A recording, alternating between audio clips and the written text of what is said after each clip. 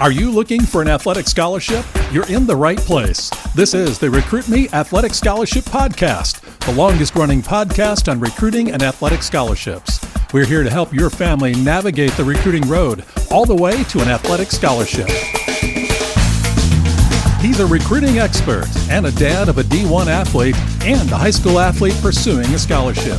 With a wealth of experience to share, here's Recruit Me CEO, Brent Hanks.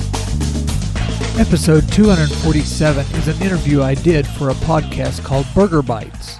Rance Burger is the editor for our local newspaper, the Christian County Headliner News, and is the director of communications for the Grip and Rip Baseball League. The Grip and Rip Baseball League is one of the premier wood bat leagues for players ages 21 and over. Rance does play-by-play, helps promote the league, and also helps maximize the experience for fans and players. His Burger Bites podcast helps promote the GRBL and can be found at anchor.fm/GRBL or by searching Burger Bites Podcast wherever you get your podcast. The Grip and Rip started in 2014 and is an adult wood bat league with tryouts and a draft. The GRBL is starting its 5th year in August at the 5,000-seat U.S. ballpark in Ozark, Missouri. The 6 teams are the Branson Showmen, the Moon City Mavericks, the Nixa Suckers, the Ozark Mountain Ducks, the Republic Locos, and the Springfield Metropolitans. I want to thank Rance for the interview opportunity and invite you to listen to his podcast and go to grip-n-ripbaseball.com for more information. So here's the interview in full. It's Mr. Burger. Ain't gonna tell them what your name is. It's Mr. Burger. That's all why they should be famous. It's Mr. Burger. Ain't gonna tell them what your name is. It's Mr. Burger. That's all why they should be famous. Stop, cut the beat off. Burger. Burger Bites is recorded on location in Ozark, Missouri and presented on Anchor.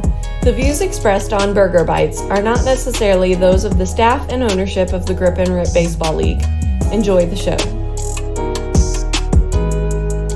We have talked a great deal about college sports recruiting on past episodes of Burger Bites. Baseball players like Skylar Hinson, Cole Rourke, King Owens, and professionals like Brad Case and Andy Galley have shared their college baseball recruiting stories, positive and negative. What about athletes for whom recruiting is in the present or the future tense? It turns out I had a recruiting resource in the same city where I live, Ozark, Missouri. I've actually known Brent Hanks for several years. Our paths crossed when he was on the Ozark Board of Education, and I asked him questions about bonding capacity, standardized test scores, and hiring the right administrators. I also know him as the father of Parker Hanks, whose high school baseball career I covered when Parker was playing for the Ozark Tigers. I will fully admit my skepticism. When I was working for the Springfield News Leader covering high school athletes and high-profile recruits, I kept my distance from some of the recruiting services out there that charge families serious money on the shaky promise that it would help them land a scholarship to a major college or university. I saw a lot of them to be sleazy at best and flat-out con artists at the very worst. If I felt like RecruitMe.com was sleazy or that they were dealing in the business of false promises, I would not have had Brent as a guest on the show.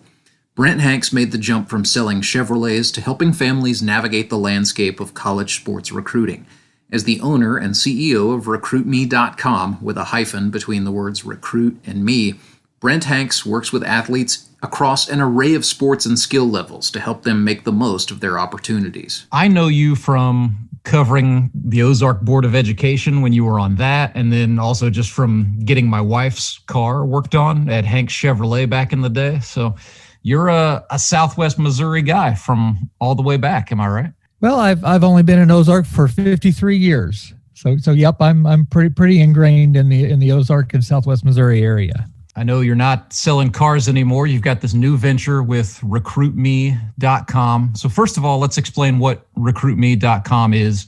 If you were on Shark Tank and Mr. Wonderful Kevin O'Leary was staring you right in the face, how would you explain the concept of RecruitMe to him?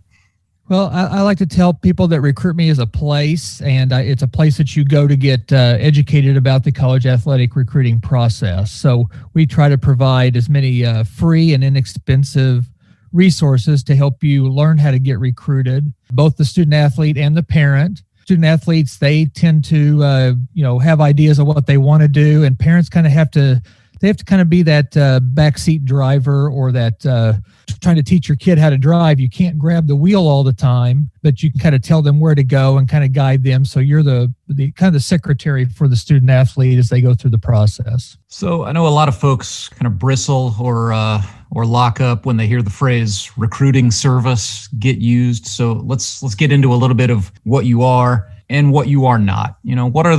First of all, what are the things you tell people you can do for them when they're checking out recruitme.com? Well, we can try to take away some of the fear and anxiety and not knowing when and where and how to start the recruiting process. And then hopefully save them some time and some money through the recruiting process, because you're spending so much time on your sport and money on your sport. We want to me, there's no reason to spend $2,000 or $3,000 on a recruiting process to get a $5,000 scholarship. So again, we're trying to reduce that, because you're spending a lot of money traveling, equipment, lessons, and so forth. So recruiters, college coaches want to hear from the student athlete anyway. And as our kids have gotten into the recruiting, and the reason I got into this, because I went through the recruiting process with my older son, Parker, and he's now at Northwestern University in the Big Ten. And Bourbon last inning, and Arrow and Jack Dunn here in the sixth to keep the deficit at 3. Parker Hanks gets the job done with a little help from his friends. Left-handed pitcher, and we knew enough to be dangerous on the recruiting part of it. And luckily, my marketing ideas that I had for the car business kind of translated over into marketing my son, that's what people bristle at a lot, is this, like, I don't want to promote my son, I don't want to, or daughter, and I don't want to always be focusing on everything that they do great, but that's what you've got to do to let college coaches know that you're out there. So high school brings on that team sport and that discipline, and but you've got to show the accolades of a student so that they can get attention of a college recruiter. We are basically anti-recruiting service. Again, I don't want you to spend that money, and they're going to go through and ask you the same questions that we're going to go through in our process. And you're just answering questions for them, and they're putting it down and then stamping your name on it and sending out emails. So we are also not a service that tells you what level you should play at and makes connections with you with colleges. We want you to educate yourself so you can find the right fit for you. So I do have connections in colleges, but I'm not going to say I'm not going to funnel you to certain colleges. And I've heard like really elite athletes, when looking back on their own recruitment, will say things like, if you're good enough, the college coach will find you. And maybe that works if you're a pitcher and you throw 98, or you're a basketball player and you score 45 points a game. But, what about the rest of us? And maybe you can even relate this to Parker, just as far as how much he had to work to put his own name out there and really be an advocate for himself. There are very few LeBron James's sons out there. So what we struggle with is, when do we start this process? And again, I'll use Parker as an example. Parker was 6 foot and 150 pounds his freshman and sophomore year. We're not sending video out on him because he's not quite the physical prospect at that particular time. And all of a sudden, kids, usually their junior and senior year, they're 6'2" and weigh 175, and they're throwing in the mid 80s. Or basketball wise, one of Parker's classmates, Quinn Nelson, that's up at SBU, wasn't a physical prospect until his senior year. So it's finding the right time to send the stuff out. But we use the freshman and sophomore year to really concentrate on getting better at your craft, whether it's track and field, whether it's football, whether it's soccer, golf, whatever, and then educate ourselves on schools and getting ready and having an introductory email, having a player profile or a resume. And then we promote, instead of filling out online questionnaires for each college, building your own questionnaire. And then when the time is right, you send all that stuff out. So again, Parker, whenever he developed his junior year, he was a left-handed pitcher, went 8-0 in the Central Ozark Conference, was conference pitcher of the year. And we're like, man, everybody's going to come and want to see him. And they didn't.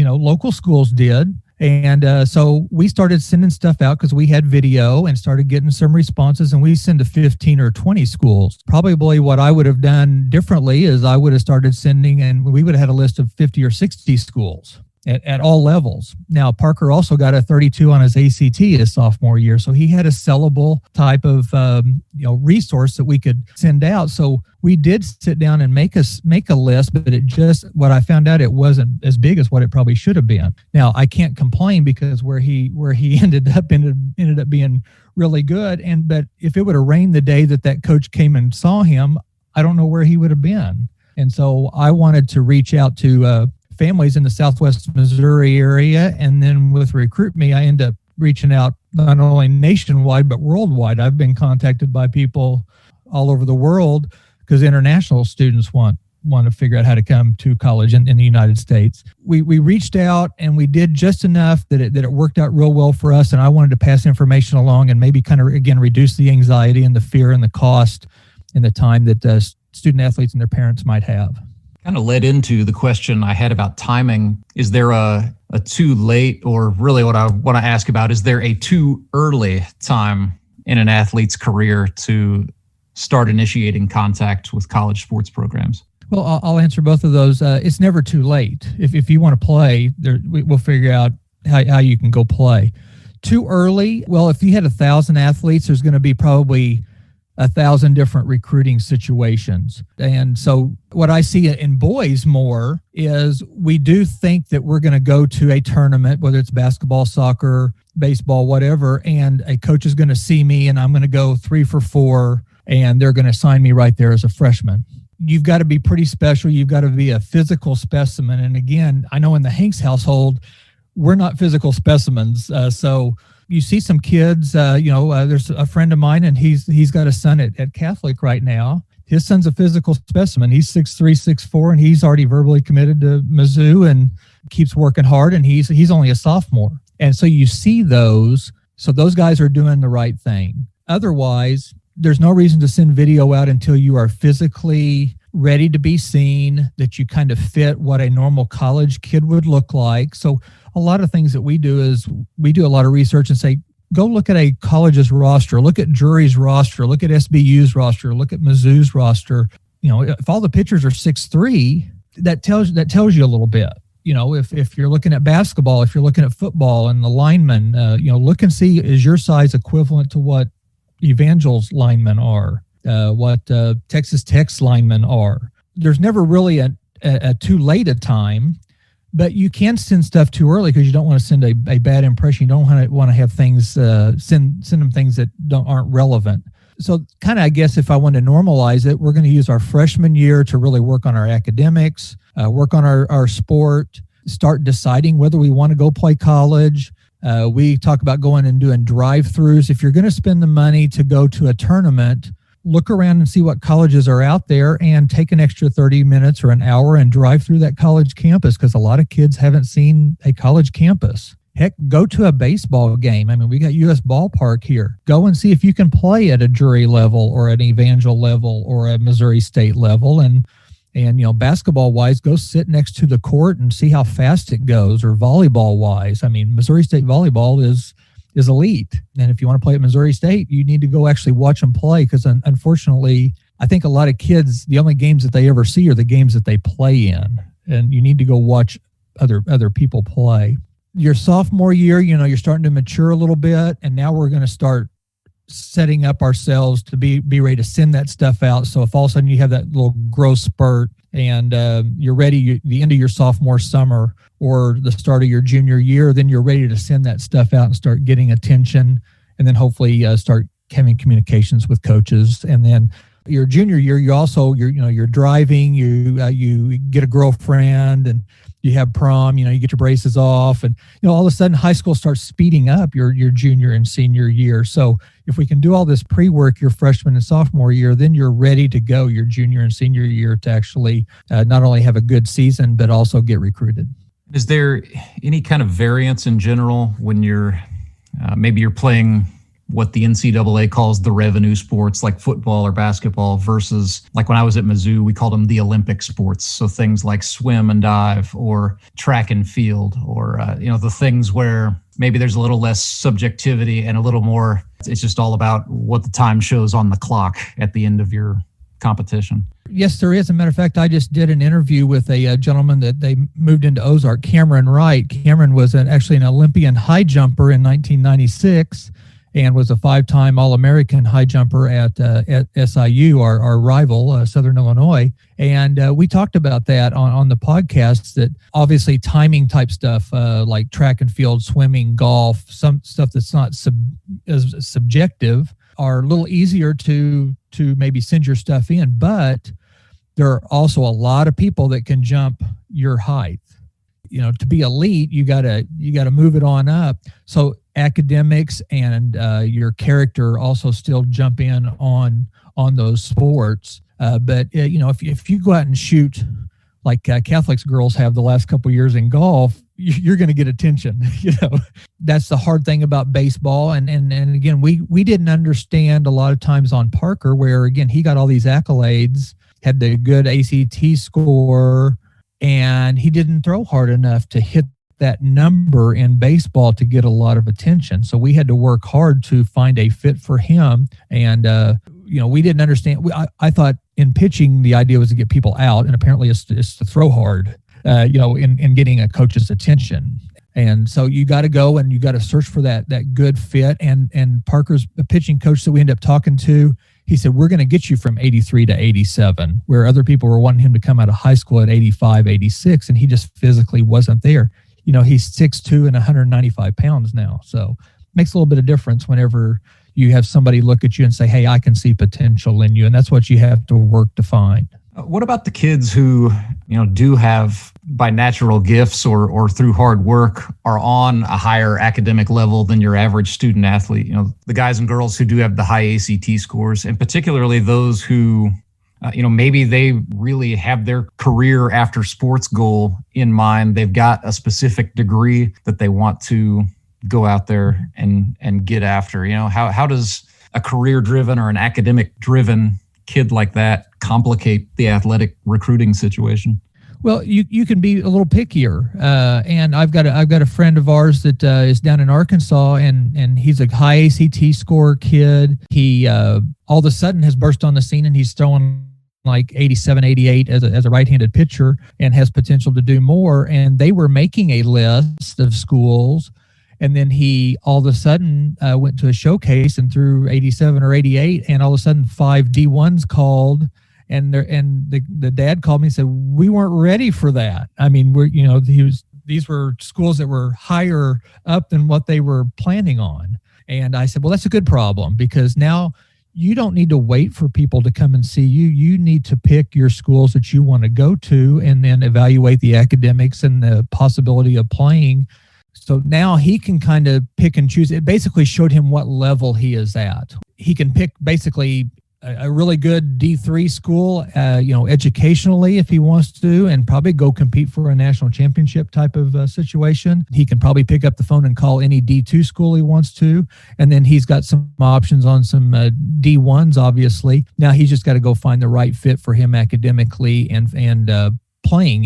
Does he want to go play for an Arkansas and sit for 2 years, or does he want to maybe come to Missouri State or ORU or St. Louis U and kind of be an impact player for 4 years, and then have an opportunity to possibly go to the NCAA tournament type? And both of those are right. There's a young man locally, basketball-wise, that has put himself into a good situation, and I know he's getting contacts, and he's only a sophomore. And he's getting some big time contacts. And I'm talking to his dad. It's like, you need to go out and search for the places you want to go. Don't wait for people to show interest in you. And even if you're a regular type of ACT guy, like I won't even say that I was a regular ACT guy. I was kind of a lower ACT guy. But if you're a regular ACT type of person, grade person, you still need to go shop yourself. And that's kind of a weird thing to say about a 16, 17, 18-year-old kid, but you need to go shop yourself and find that connection to a program and a coach that fits you.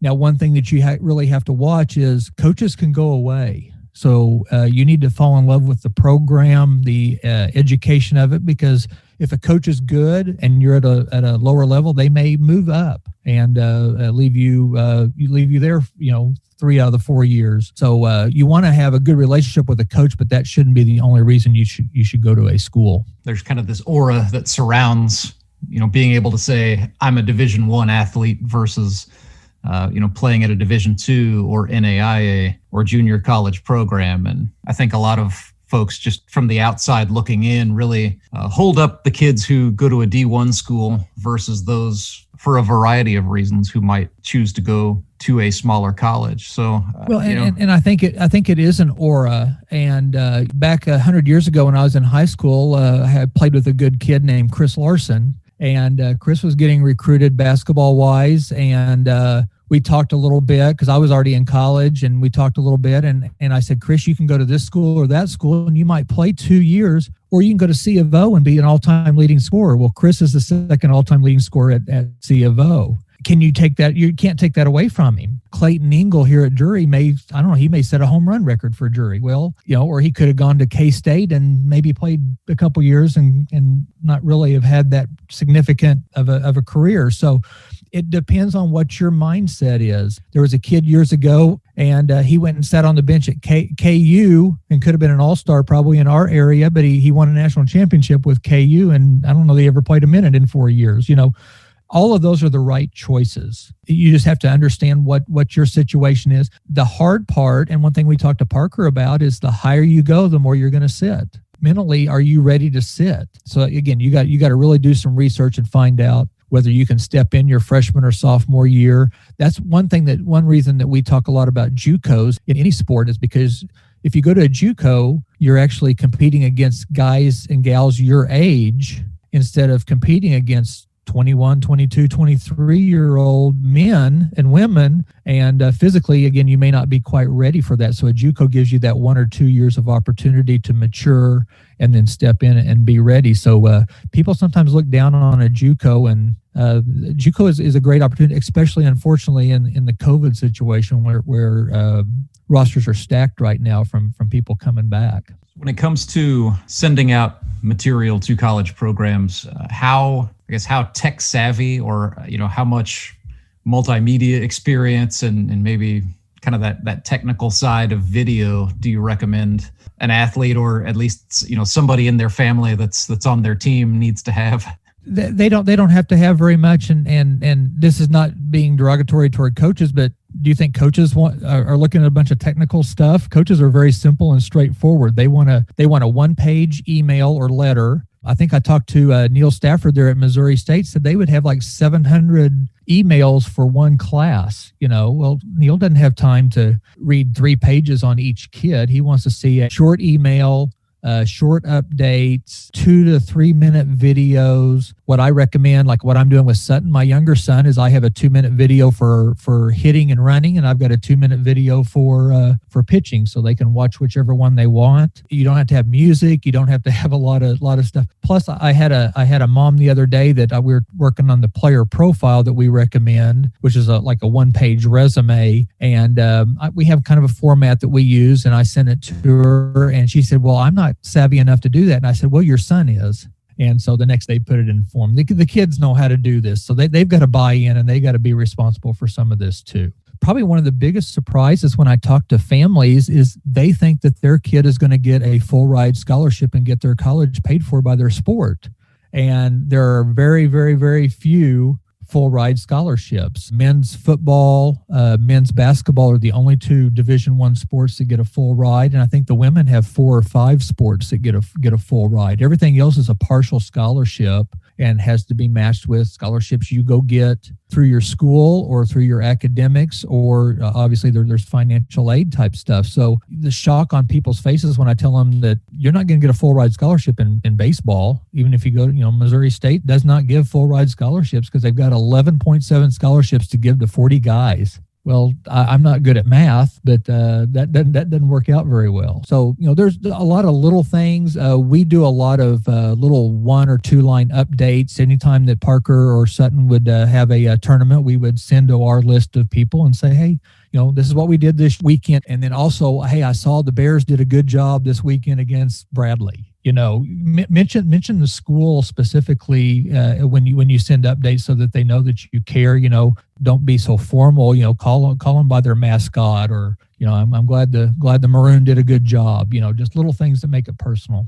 Is the money and the amount of scholarship the biggest misconception you have to explain to people when you're pulling back the curtain on the way college sports works to the uninitiated? I think that is probably the Band-Aid that hurts the worst, is when you rip off you're not going to get a full ride scholarship. I think the other thing is I'm going to go up and have a good tournament and somebody's going to see me play and they're going to fall all over me. I'm going to commit as somebody's going to see me as a freshman and I'm going to commit. You see those, you see them on TV. That's what stories are made of. And that's what, newspapers write about or blogs, or everybody tweets, well, I got an offer or whatever.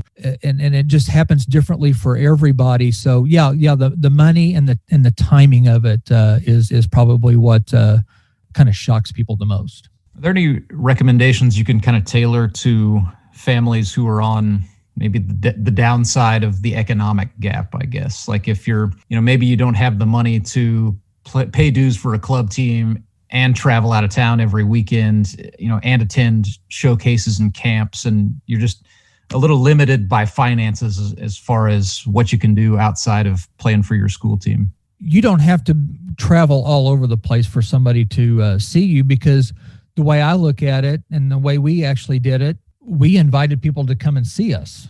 And then the video obviously helps a little bit. So obviously going and playing all over the country is fun, but your return on investment, sometimes people will look at it and say, well, I spent all this money traveling all over the place and I didn't get a scholarship, or I only got $3,000 scholarship or whatever. It's not a return on investment. If you're going to go to Louisville to play in a basketball tournament, you're going to Louisville to have fun and play against good competition, not to increase your odds of getting a scholarship. You really just have to reach out and go work at it. The other thing that you can do if you're really looking for money is go to your high school counselor and ask for that box of scholarships that you can fill out. And heaven forbid you got to go write a 5-page little story to possibly get a $500 scholarship. A $500 scholarship here and a $300 and a $1,500, they all add up. That will make you more attractive to a school because they don't have to put as much baseball money into you, or track and field money because they are limited on scholarships. So if two people are about the same, two people both jump 6 foot and on the high jump, and one of them doesn't need as much money, guess which one the college is gonna take. So you can go and I think we miss our high school counselors and don't engage them as much. Get online. You can fill out all sorts of, you really have to go work at it. College can be inexpensive if you work at it, but it's not going to fall into your lap. And Brent, another thing I noticed just looking around on recruitme.com was, you have the resume builder, you have, some of the products you market, but then you've just got a lot of resources on there. You've got podcasts, you've got full-fledged audio books. So can you kind of just give me the rundown of what is under the big umbrella that is recruitme.com? Yeah, when you first go on to recruitme.com, you'll see an opportunity to get a free recruiting power pack that gives you some of the first steps to the recruiting process. It gives you a audio that talks about video. Isn't that ingenious that we did that? Audio that talks about video. And then it gives you the template for the player profile. So that kind of gets you started. And then there's another tab that is the podcast. And the gentleman that I bought Recruit Me from had done over 200 podcasts. They come out on Tuesdays. They're about 15 minutes. So, there's a great recruiting. You can spend 15 minutes a week and get a little tidbit about recruiting. I've started doing a few more interviews. I interviewed Barry Henson the other day. I asked 2 questions and got about an hour's worth of material from Barry. I've interviewed 2 parents, one of a D1 soccer player, one of a D1 volleyball player. Again, I interviewed Neil Stafford. So, there's not just me talking. I'm trying to get other people on there and just trying to give you 15 minutes of information that you can listen to on the way to work or as you mow. That podcast is called the Athletic Scholarship Podcast. We're the longest running recruiting education podcast out there with over 200 podcasts. And then Mr. Fugler wrote 2 books. He was in the radio business and also is a writer. He writes some faith-based books. His sons, gosh, they're grown and have kids now, but they both went and pitched for Air Force back about 20 some years ago. And that's how he got started, kind of the same way I got started. And he has written 2 books. One is called the Athletic Scholarship Playbook. And you can get it as an Audible book, or you can buy it and get a softback. You can get it from me, or you can get it from Amazon. And it's only $13.99. And then he has a 24-month planner and journal that can walk you through and help you keep track of all the schools. And it's $19.99. So just inexpensive resources that we try to put out there, and hopefully we'll develop some more. I'm actually going to try to do some seminars. I call it the CARS 101, the College Athletic Recruiting Seminar 101, and I don't want to confuse that with my old car selling days, but where I try to go through the freshman, sophomore, junior, and senior year, and if any program, any team, any school wants me to come, I'll do a free seminar, and I can do 15 minutes. I can do 2 hours, whatever you want to do. I'll come and talk to your group and kind of go through the process, and hopefully that'll get you going on the recruiting process. You can find out a whole lot more about college athletics and recruitment by checking out recruitme.com. Don't forget the hyphen between recruit and me, and they have plenty of resources you can check out at no cost. I know this episode was a little bit different than a typical episode of Burger Bites, so let me know what you think. If you'd like for me to have Brent Hanks on the show again to tackle different aspects of recruiting, or if you just like it when we occasionally do a non-grip and rip baseball league show, let me know on the Burger Bites podcast Facebook page, or get at me on Twitter at Rance Burger. Next time on Burger Bites, it is the 50th episode of the show. I didn't think it would go this far, but we've got something special in store. Until then, I'm Rance Burger. Good night from Ozark, Missouri.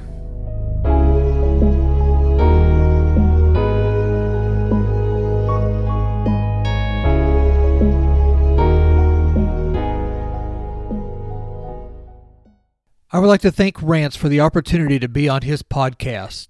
Remember, you can find Rance's show at anchor.fm/GRBL or by searching Burger Bites Podcast wherever you get your podcast. That will do it for this week. Thank you for listening, and we will see you next Tuesday on the Athletic Scholarship Podcast.